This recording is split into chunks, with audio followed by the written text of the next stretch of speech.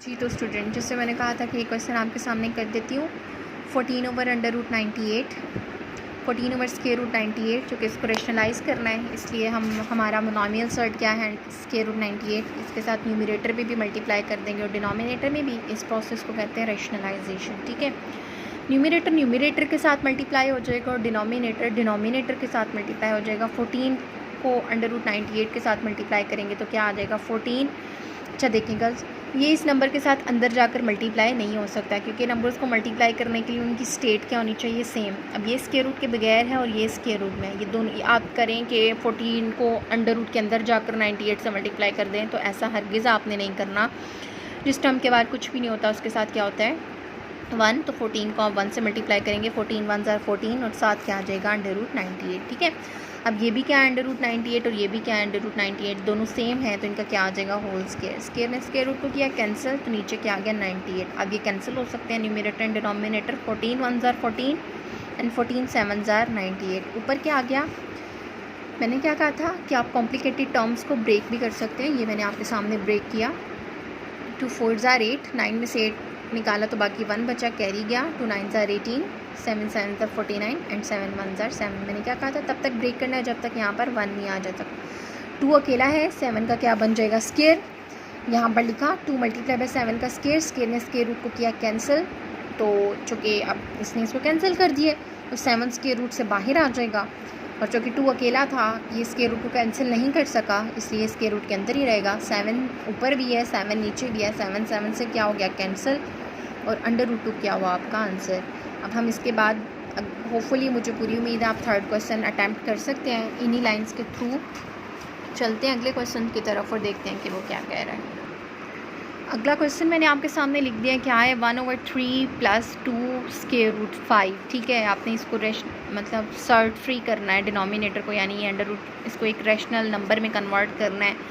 अब देखो, अब इसमें 2 टर्म्स आ गई। मैंने आपको पढ़ाया है कि अगर आपके पास इस तरह से टर्म आ जाए, यानी एक रैशनल नंबर हो और दूसरा क्या हो सर्ड भी हो, या दोनों सर्ड भी हो सकते हैं, यानी ये भी दोनों, ये तो एक रैशनल नंबर है और एक सर्ड है, लेकिन ये दोनों क्या है सर्ड्स हैं, ऐसे ही आ गया है। तो ऐसे सर्ड जिसमें या तो 2 मोनोमियल सर्ड्स इन्वॉल्व हो या फिर एक रैशनल नंबर और एक सर्ड इन्वॉल्व हो, तो इसको आप लोग क्या कहते हो बायनोमियल सर्ड। बायनोमियल सर्ड्स को रेशनलाइज करने के लिए गर्ल्स आपको लेना पड़ता है कंजुगेट। क्या लेना पड़ता है, कंजुगेट लेने का सिंपल तरीका ये है कि आपने सिर्फ इन दोनों टर्म्स के दरमियान साइन देखना है कौन सा है। अगर वो प्लस का है तो उसको माइनस का बना दें, और अगर वो माइनस का है तो उसको किसका बना दें, प्लस का। अल्टीमेटली जो आपके पास टर्म आएगी वो इसका क्या होगी, कंजुगेट होगी। कंजुगेट बेसिकली क्या होते हैं, फॉर एग्जांपल अगर आप 2 सर्ड्स को आपस में मल्टीप्लाई करें और आंसर में एक रैशनल फैक्टर आ जाए, आंसर में क्या आ जाए, एक रैशनल फैक्टर आ जाए, यानी कोई ऐसा नंबर आ जाए, 8 आ जाए, 9 आ जाए, -10 आ जाए, व्हाटएवर, तो वो दोनों एक दूसरे के क्या कहलाते हैं, कंजुगेट कहलाते हैं। क्या कहलाते हैं, कंजुगेट। वो सर्ड्स एक दूसरे के। अब 3 + 2 √5, इसका कंजुगेट क्या होगा, सिंपली आप इस प्लस के साइन को किस में चेंज कर दें, माइनस में चेंज कर दें, तो ये इसका क्या बन गया, कंजुगेट बन गया। ठीक है, अब 3 - 2 √5 को न्यूमरेटर में भी मल्टीप्लाई कर देंगे और डिनोमिनेटर में भी मल्टीप्लाई कर देंगे। ठीक है, और इस प्रोसेस को आप लोग क्या कहते हो, रैशनलाइजेशन। न्यूमरेटर को न्यूमरेटर के साथ मल्टीप्लाई करेंगे और डिनोमिनेटर को डिनोमिनेटर के साथ मल्टीप्लाई करेंगे। ठीक है, और फिर सॉल्व करके देखते हैं कि आंसर क्या आता है। जी तो ये क्वेश्चन मैंने आपके सामने लिख दिया। न्यूमरेटर को न्यूमरेटर के साथ मल्टीप्लाई करना है और डिनोमिनेटर को डिनोमिनेटर के साथ। न्यूमरेटर में यहाँ पर क्या था 1, और इसको मल्टीप्लाई करना है किसके साथ, 3 - 2 √5 के साथ, और नीचे है 3 + 2 √5, और इसको मल्टीप्लाई करना है 3 - 2 √5 के साथ। ठीक है गर्ल्स, ऊपर देखो आपको क्या नज़र आ रहा है, 1 अंदर दोनों टर्म्स के साथ मल्टीप्लाई कर देंगे। 3 1 ज़ार क्या हो गया, 3 हो गया, और 2 1 ज़ार 2 √5, तो ये आ गया 3 - 2 √5। आप ये देखो, बार बार कल हम लोगों ने ना बेसिकली सीखा ही ये था। अब यहाँ पर हम सारे ऑपरेशंस को कलेक्ट करके कर रहे हैं। वहाँ पर हमने अलग अलग सीखा कि एक नंबर को कैसे आप सर्ट के साथ कैसे इन सर्ट्स के साथ मल्टीप्लाई कर सकते हैं। फिर आपने ये भी देखा कल 4.3 का लास्ट क्वेश्चन है ये था, a + b और a - b अगर आ रहा है तो उसको किसके इक्वल लिखते हो आप, a² - b² के। तो आप देख सकते हो 3 प्लस 2 अंडर रूट 5 है एंड 3 माइनस 2 अंडर रूट 5 है। टर्म सेम है, एक प्लस के साथ है एक माइनस के साथ, तो क्या आ जाएगा ए स्क्वायर माइनस बी स्क्वायर। ए की जगह पर क्या है 3, तो 3 का स्क्वायर आ जाएगा, माइनस 2 अंडर रूट 5 तो इसका होल स्क्वायर आ जाएगा। ठीक है, 3 पे स्क्वायर अप्लाई हुआ तो वो क्या हो गया 9। स्क्वायर के अंदर ब्रैकेट के अंदर जितनी भी टर्म्स आ रही हैं पावर उन सब के ऊपर अलग अलग अप्लाई होगी। जब 2 के ऊपर अप्लाई हुई तो स्क्वायर उसका क्या आ गया 4। जब इसके ऊपर अप्लाई हुई तो स्क्वायर ने स्क्वायर रूट को किया कैंसिल, आपके पास क्या आ गया 5, 4 5 20, तो नीचे कितना आ गया 9 माइनस 20। ठीक है, प्लस माइनस क्या होता है, -9 में से 20 निकाल दें तो बाकी आपके पास कितना आ गया -11।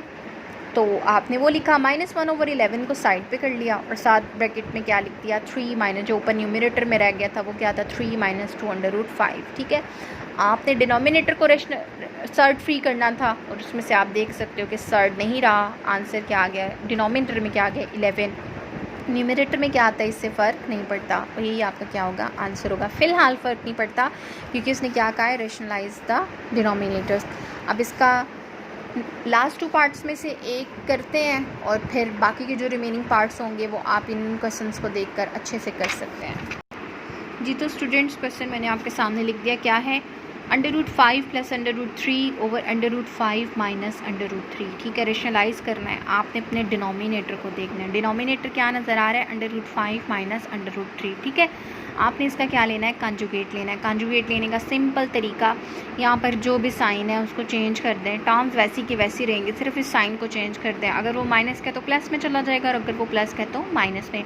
√5 माइनस √3 था तो क्या कर दिया √5 प्लस √3, न्यूमरेटर में भी उसके साथ मल्टीप्लाई कर दिया और डिनोमिनेटर के साथ में भी उसके साथ क्या कर दिया मल्टीप्लाई कर दिया।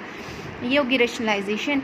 रेशनलाइजेशन को करते हैं मज़ीद सिंप्लीफाई और देखते हैं कि आंसर क्या आता है आपके पास। जी तो स्टूडेंट्स क्या करना, न्यूमरेटर को न्यूमरेटर के साथ मल्टीप्लाई करना था और डिनोमिनेटर को डिनोमिनेटर के साथ मल्टीप्लाई करना। न्यूमरेटर में देखिएगा √5 प्लस √3, √5 प्लस √3 दोनों बिल्कुल एक जैसी हैं, यानी ना तो उनमें सिंपल साइन का भी डिफरेंस नहीं है, यानी दोनों किसके साथ है प्लस प्लस के साथ। अब आप कुछ बच्चे क्या करते हैं यहाँ पर भी वही फार्मूला लगा देते हैं a square minus b square. यहाँ पर ऐसा पॉसिबल नहीं है। ये काम कहाँ पर पॉसिबल है, अगर टर्म सेम हो लेकिन एक प्लस के साथ और एक माइनस। अब इनके साइंस भी क्या है सेम है तो इसको क्या लिखा जाएगा होल स्क्वायर, यानी एक ये और एक ये मिलके क्या बन जाएगा होल स्क्वायर। ठीक है, अलग अलग स्क्वायर अप्लाई नहीं करने बल्कि क्या होगा होल स्क्वायर अप्लाई होगा, क्योंकि ये बिल्कुल एक जैसी टर्म है, इनमें साइंस का भी डिफरेंस नहीं है, इस वजह से यहाँ पर क्या आएगा होल स्क्वायर। ठीक है, अब कल आपने 4.3 में बिल्कुल ऐसा एक क्वेश्चन पढ़ा था, √5 प्लस √3 का होल स्क्वायर था। आप लोगों ने a plus B whole square का फॉर्मूला अप्लाई किया था, a square plus b square plus 2ab। तो एग्जैक्ट वही काम हम यहाँ पर करेंगे। a की जगह पर क्या है √5 और b की जगह पर क्या है √3, तो √5 का होल स्क्वायर प्लस √3 का whole square -2 formula A B है, तो फर्स्ट टर्म √5 और सेकेंड टर्म √3। स्क्वायर ने स्क्वायर रूट को किया कैंसिल, क्या आ गया 5, स्क्वायर ने स्क्वायर रूट को किया कैंसिल, क्या आ गया 3 -2, सर्ड वाली टर्म सर्ड से मल्टीप्लाई हो जाएगी, 5 3 क्या आ गया 15। यहाँ पर देखते हैं √5 माइनस √3, √5 प्लस √3। देखें टर्म बेशक सेम है लेकिन एक में माइनस है और एक में क्या है प्लस। यहाँ पर फॉर्मूला लगता है a square minus b square का। ठीक है, तो a square minus b square का फॉर्मूला लगाया, a की जगह पर क्या है √5 और b की जगह पर क्या है √3, तो a square minus b square, square ने स्क्वायर रूट को किया कैंसिल, क्या आ गया 5, स्क्वायर ने स्क्वायर रूट को किया कैंसिल, क्या आ गया 3, ये क्या आ गया 5 - 3, वो क्या आपके पास आ गया 2। कांस्टेंट में प्लस हो गया, 5 + 3 क्या हो गया 8। मैंने कल ही आपको बताया था इनमें प्लस होना पॉसिबल नहीं है क्योंकि इसमें क्या इन्वॉल्व है सर्ड, यानी स्क्वायर रूट वाला नंबर इन्वॉल्व है और ये कांस्टेंट है, इसलिए दोनों आपस में ऐड नहीं हो सकते, एज इट इज़ रहेंगे। एक चीज़ नज़र आ रही है कि इसमें क्या है 8 और इसमें क्या है 2, दोनों जो हैं वो 2 के मल्टीपल हैं, यानी 2 को इसमें से क्या निकाला जा सकता है कॉमन निकाला जा सकता है। ठीक है, अगर मैं इसमें से 2 को कॉमन निकालूँ तो देखो मैंने क्या बताया था लास्ट लेक्चर्स में कि जो भी चीज़ कॉमन निकाली जाती है वो अंदर वाले टर्म्स के साथ क्या हो जाती है डिवाइड हो जाती है। आपने 2 को कॉमन निकाला तो जब 8 के साथ डिवाइड होगी 2 1 ज़र 2, 2 4 ज़र क्या आ जाएगा 8 आ जाएगा। ठीक है, तो यहाँ पर क्या आ गया 4 -2 √5 को जब 2 के साथ आपने डिवाइड किया तो 2 से क्या हो गया कैंसिल, बाकी क्या बचा √5, तो ये क्या आ गया 2 × 4 - √5।